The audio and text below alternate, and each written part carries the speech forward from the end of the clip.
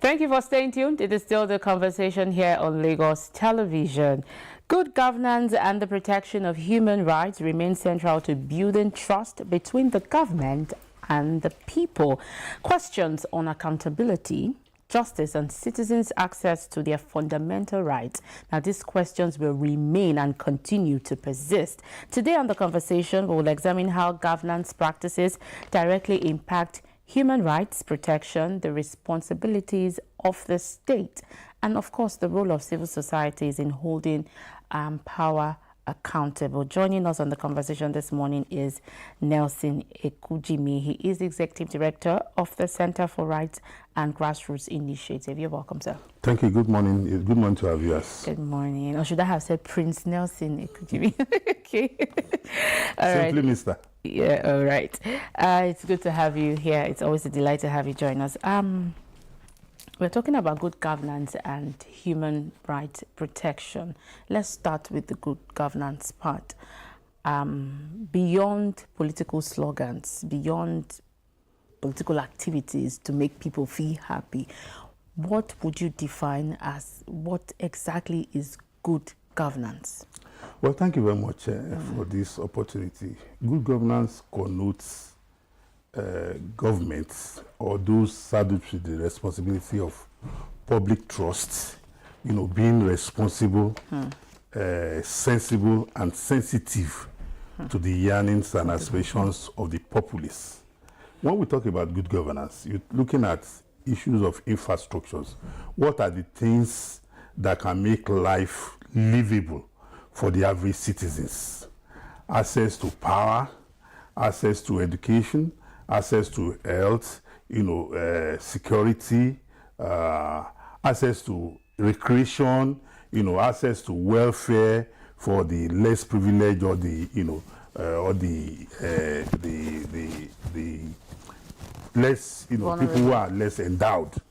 So that connotes good governance. How much has the government been able, or those, because it doesn't have to be government, it could be a CDA, it could be a family union, those that we have saddled with the responsibility of managing the union on our behalf.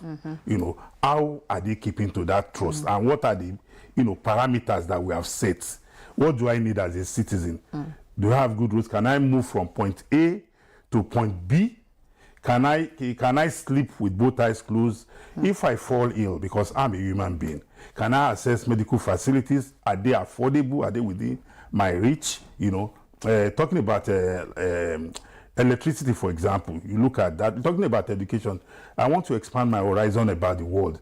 What is the accessibility available to me to be able to know? So those are the parameters from which you can measure good governance. But in all cases, one must recognize that these parameters cannot be produced or cannot be manufactured in a jiffy because it takes processes. For example, if the government, if people in authority wants to, construct a road, maybe that place has been, unmotorable for donkey years, or they have just decided that, look, this route that people take every day is harrowing, it's painful.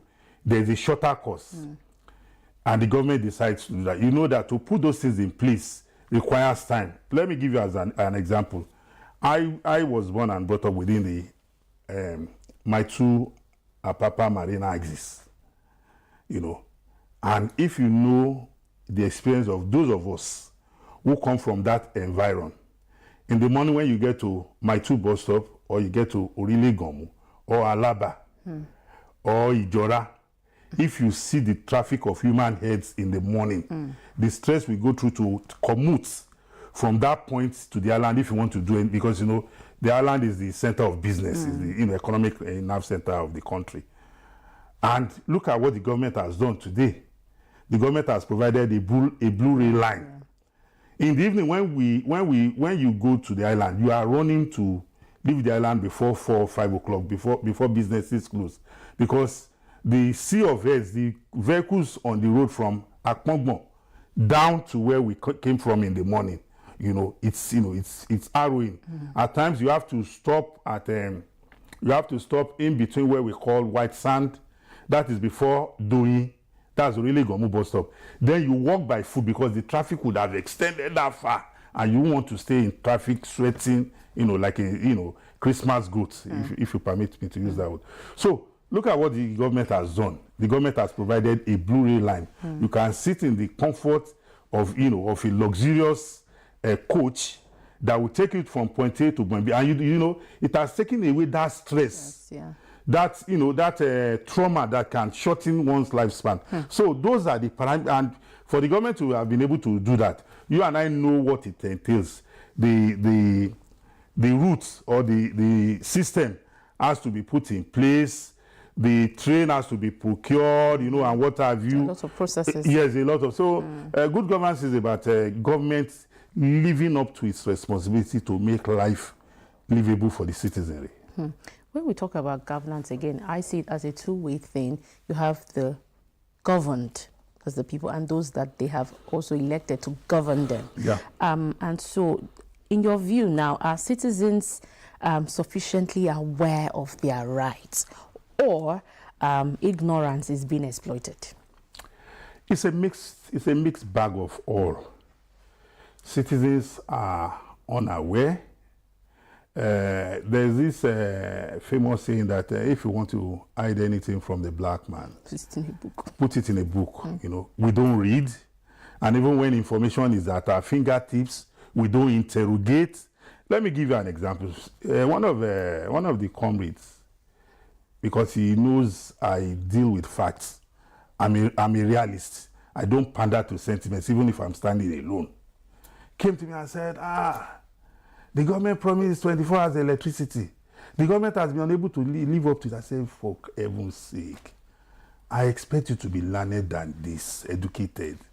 You and I know that power has been privatized since 2012 under former President Goodluck Jonathan. We now have the discos, private entities. He said, what about Gencos? I said, Gencos has also been privatized. The only thing in the hand of the federal government is the transmission line. And even under former President Muhammadu Buhari, late former President Muhammadu Buhari, and the current administration, they have even, made a law that allows states to generate and distribute power. In the past, it was solely an exclusive matter, but now it's now on the concurrent list. So if any state has the power, to generate and distribute, Go ahead. Go ahead. So a lot of our people have this information at their fingertips, but because of mischief, because we live in a society today where the only news that that goes viral or that sells is fake news, is lies, is things that even you yourself you ask, subject this thing to intellectualism. And you are a human being, and I always tell people what differentiates the man from the goat or the dog. It's information. Is the reasoning. When any information comes to you, it's for you to look at it. Abba, is this possible? It's like somebody telling you a man gave birth. And somebody will tell you, it's like, I read it on Facebook. How can you read what? And you hear people say that a lot. You read that a man gave birth. Through which process? So that is how bad we have sunk. And it's unfortunate, but as the media, we have a role to because the advent of the social media, the telephone that every Tom, Dick, and Harry possesses now has turned us all into information managers. Even when we know next to nothing about what the information we are managing. Somebody will push out an information and you're asking him, where did you get this? I saw it somewhere. It's somewhere, a source. Facebook. I saw it somewhere. When did it happen? I don't know. Where? I don't know. Who produced it? I don't know. How can you be pushing information that you cannot authenticate? Meanwhile, at the end of the day, you'll have done, if not physical damage, emotional damage to, millions, if not thousands of people. So the citizens have a critical role to play to ensure that they are well informed. And this information is out there for them, to assess. But because with the lighting, I was with somebody and, I just called him. And the next thing he told me that he was watching TikTok. I was like, wow. Well, that's where we are. Things are happening then. Okay, still talking about the role of citizens now being aware of their rights. Now, these rights are not hidden. They are there if you really want to go search for them. And now let's also talk about citizens' participation. Since we're talking about governance, like I said, governance has to do with the people and those that are governing them. Yeah. Beyond voting, because sometimes again, when we talk about citizens' participation, everybody just thinks about voting, casting your votes. Beyond voting, what other forms of participation or what other roles do you think citizens can also play in governance? Well, citizens have the greatest role to play in governance, because it is when the government or those entrusted with public trust recognizes that the citizenry are well informed. That is the thing that will keep them on their toes, you know, to know that if we take this step, we need to scrutinize it very well, because people are out there watching us and they are going to cry out. So the citizens are the greatest, you know, voice we need in this government-governed relationship, because those saddled with the responsibility of governance are just a few set of people, and they are there for, you know, a specific time limit. You know, people, those in government come and go, but the citizens remain and the country remain. So at every point in time, the citizens must recognize that whatever government is doing, it's in your interest to keep tab. It's in your interest. When you see something, you say something. And when you see things not going right, you have a voice. And thank God that we are in an era where the accessibility to government institutions, agencies, departments is that almost all of them have Facebook account, Twitter account, TikTok, like we said, X account, and what have you, that you can quickly engage. For example, I have been a victim of a business, should I say, a business error. And when I wanted to explore that avenue, okay, let me even be specific. I bought a recharge card, one of the GSM companies. I bought a recharge card, and the number of my card was, you know, overscratched. I couldn't identify a particular number. And I went to the GSM provider office, and the guy said he's going to get it rectified within 48 hours. And I gave them about 96 hours, and nothing came out of it. Then I went back. I said, you didn't rectify this fault you promised to do within 48 hours. And the young man told me that, well, there's nothing he can do. I said, well, there should be something you can do, because all the cards, recharge cards, are produced on your system. You must have the copy on your system that you can quickly say, okay, maybe it's this one. Then there must be a process you can, deploy your system. And the young man said that there was nothing he could do. Then I went back to my office, and somebody said, why are you disturbing yourself? You know, Nigeria, nothing will come out of it. I said, no. It's because you have not, played your role as a citizen. And what did I do? On the internet, right on my system, I look for the site of NCC, Nigerian Communication Commission. And lo and behold, I reported that incident.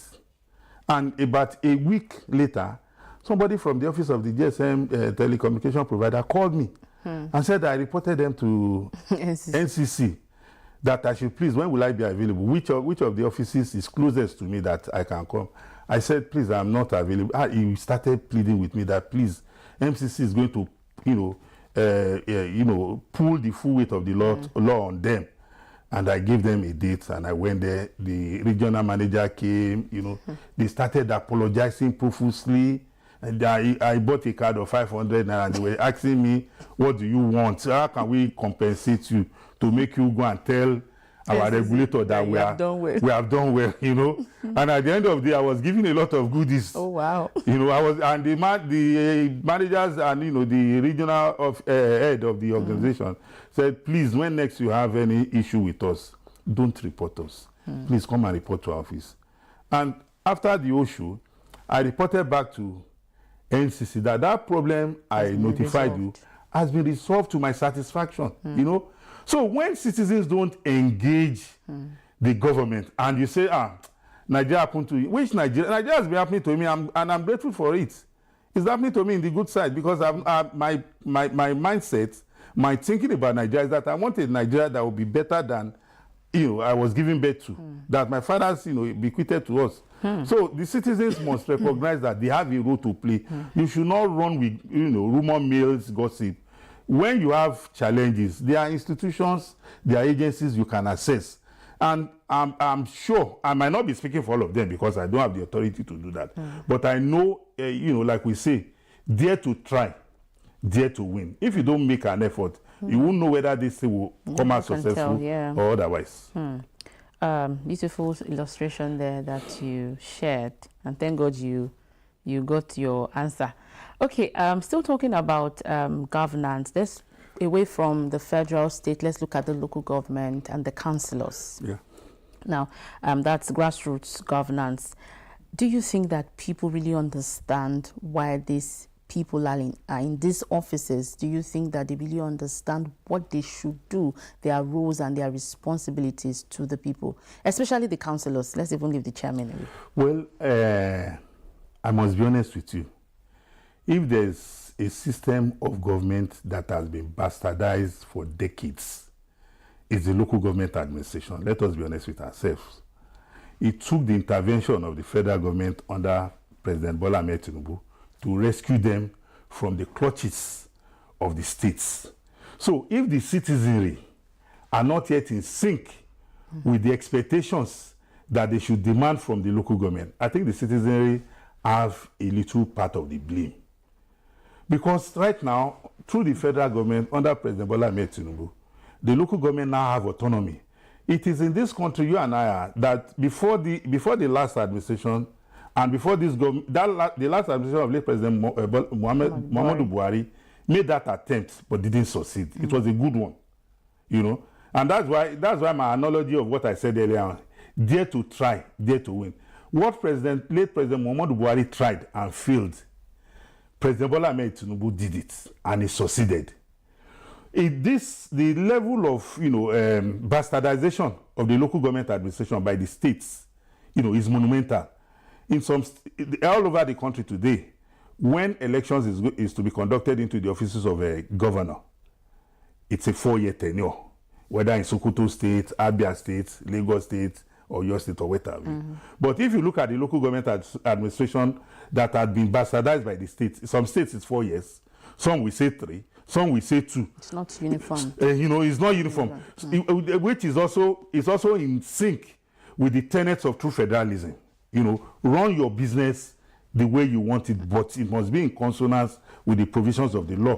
And what does the law say? The law says that the administration at the local government level must be elected. Must. That's what the judgment of the Supreme Court said, must be elected.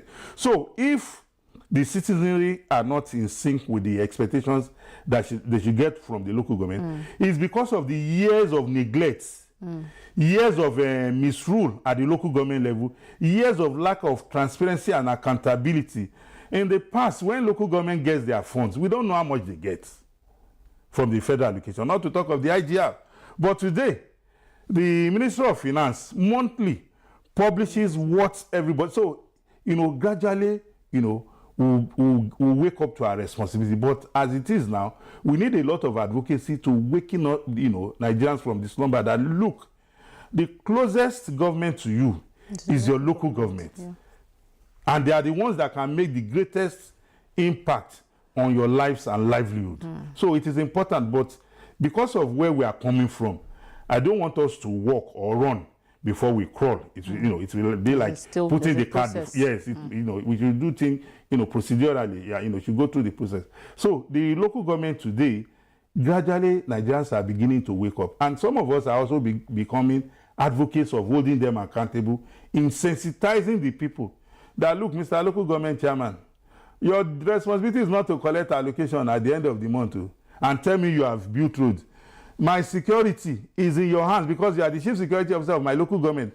Before I will complain to the state government that there's a security lapse in my domain, in my community, in my environment, you are the number one, government that is closest to me. It is when you cannot handle it that we can escalate. But for you to believe that, everything's secure, because there's no part of this country that is not under the local government. So Nigerians must wake up to the responsibility of asking questions from the local government administrations across the 36 states and the FCT. I want you to speak about the councillors because they represent the various wards in each local government or LCDAs.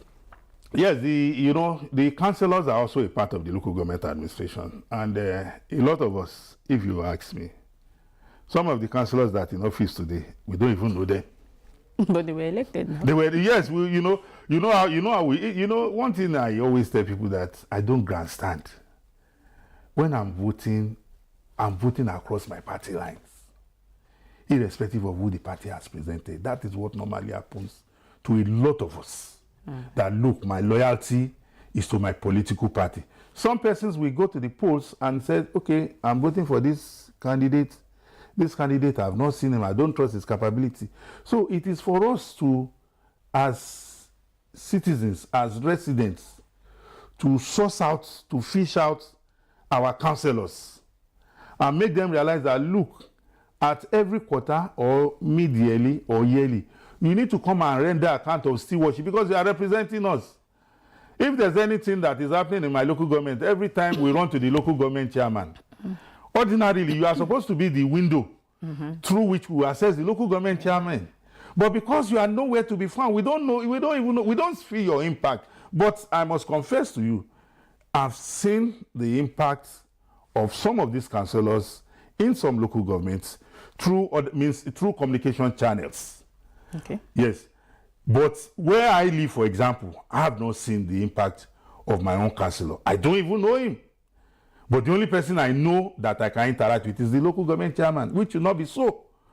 Because the councillor has a responsibility to aggregate our yearnings and aspirations under a constituency in the local government and take it to the council administration and say, this is what my people, there's no culvert here. We need a market. We should, So the councillors need to be put on their toes by the citizenry. And I think this program is a very veritable avenue to do that. Okay, let's talk about the responsibility of elected officials to the people after elections now, beyond campaign promises, because during campaigns, that's when you hear they promise heaven and earth. And then when they are elected and then get into office, it becomes a different ball game. And even beyond manifestos, because again, it's looking like reading your manifesto is just a ritual that you do, and when you enter, we don't see those things that you have promised. What are the responsibilities of these elected officials to the people, and how does it infringe on their rights and the rights of citizens?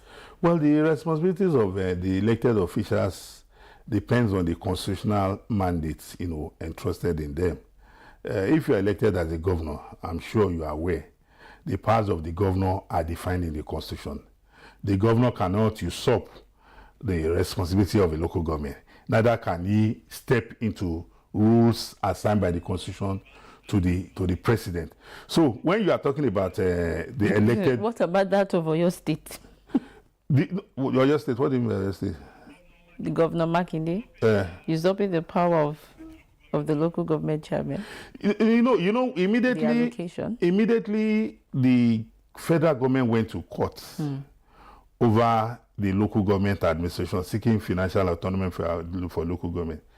If there's one state governor that was vehemently against it, who enjoyed what he was doing, in the past, which was an aberration, which was a violation of the law, that was Governor Seyi Makinde of Oyo State. Until tomorrow, the man is still very bitter. And I don't have the facts, but his campaign against local government autonomy will make anybody see him as an enemy of the people.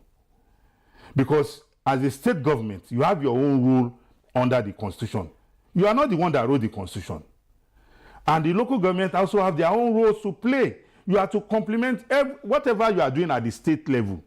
The local government is to complement. For example, look at there's this measles vaccination going on. Yeah.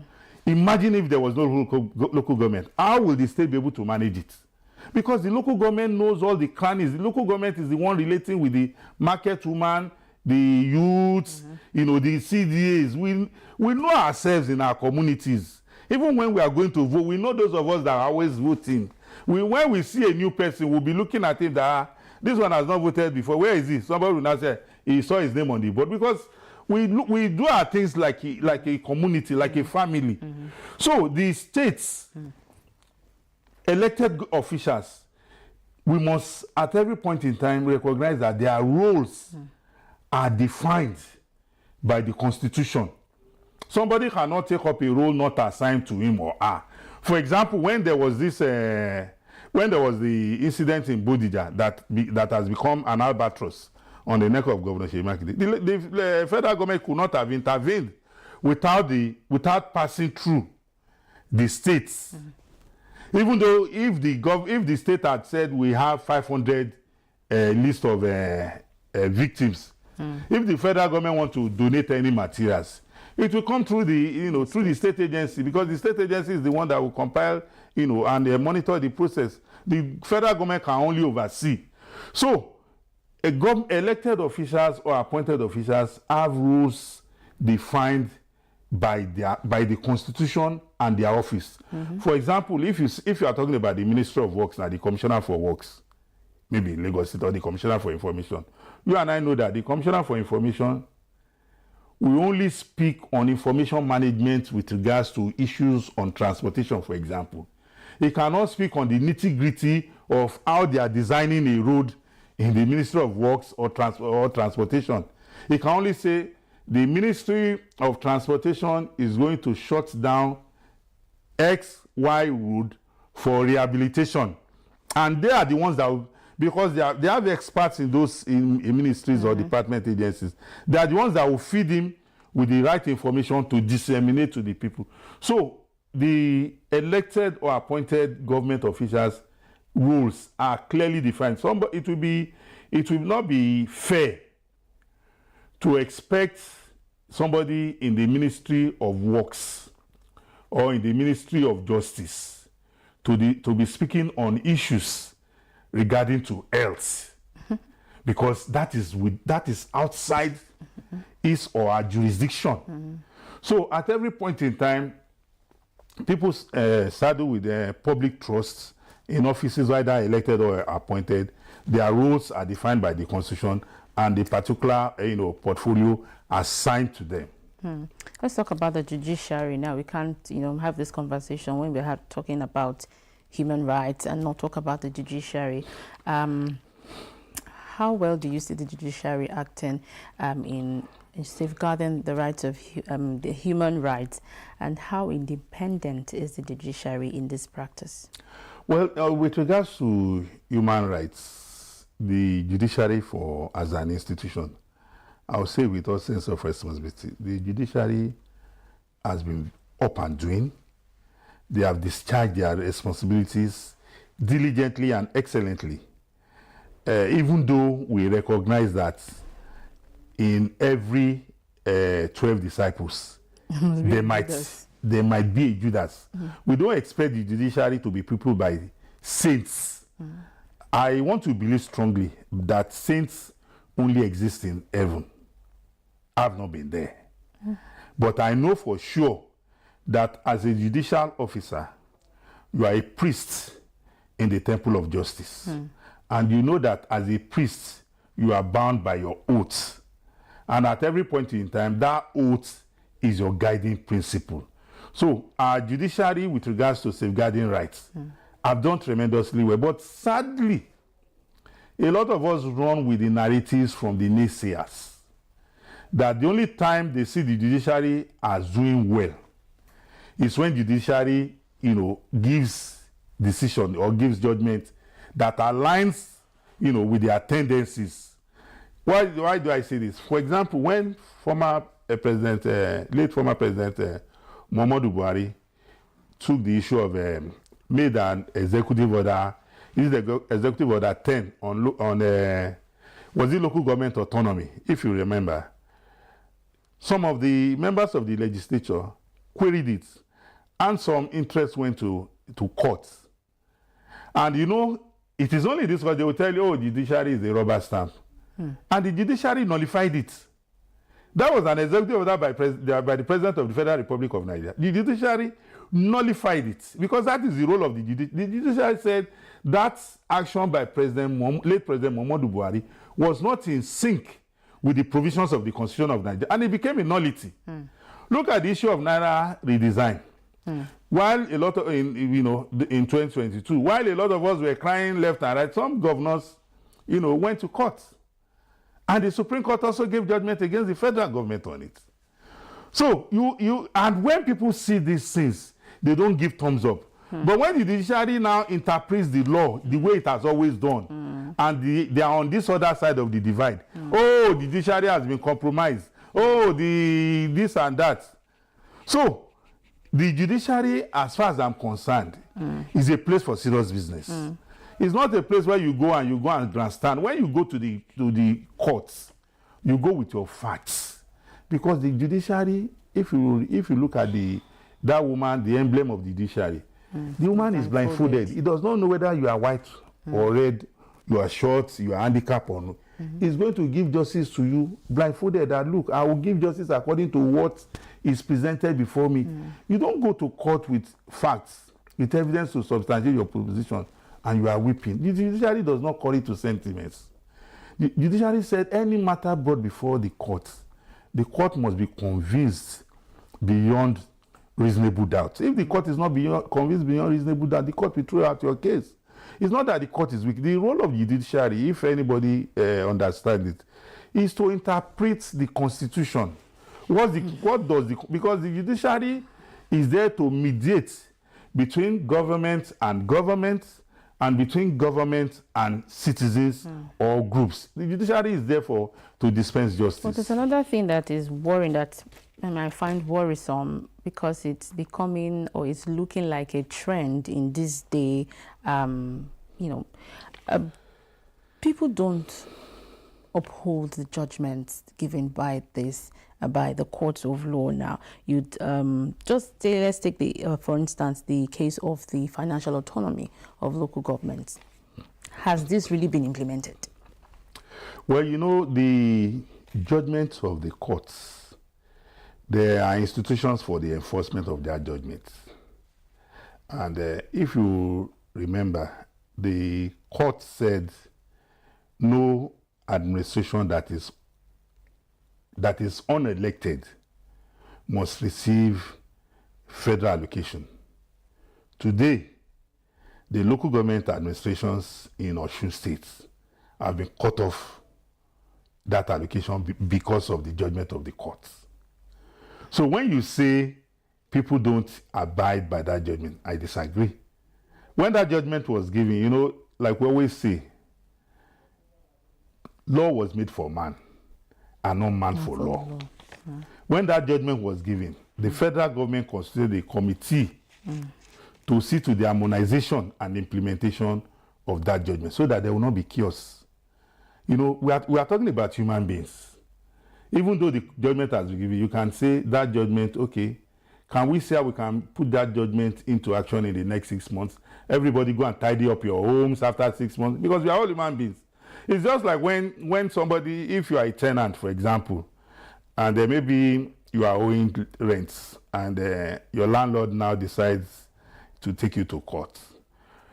Even though the court recognizes that your landlord is the owner of the house, the court also recognizes that you are a human being. You can't go and sleep in the bus stop. The court will give you time. That look, this is the owner of the house. If he says he wants his property, and he has legitimate reasons to say he wants his property, you have a right to vacate that property. But because we recognize you are a human being, that we know we cannot just say, move out of that house this morning. Where will you go? Maybe you have you have wives and children. Will you say you should go and sleep at the bus stop and put your life at risk? No. The court will say, okay. But under the law, the court has the powers to say, move now. So that's why I said the law was made for man and not man for law. So that is why when you look at the judgment of the Supreme Court, the federal government in its wisdom, knowing fully well the peculiarities of our environment, now decided that, look, the implementation of this judgment will start taking effect from XY time. And I believe everybody is now, on board that judgment. Okay, we would have to leave this conversation here because time is not on our side. We've been talking good governance and human rights protection. I still had a lot of questions I wanted to ask, but time is not on our side. Thank you so much, It's a pleasure. Mr. Nelson Ekujimi, for sharing critical insights on this topic. The conversation continues. Stay with us. The views expressed on this program do not represent that of the producer, management of Lagos Television, or the Lagos State Government. They remain the perspectives of those expressing them. Thank you for staying with Lagos Television.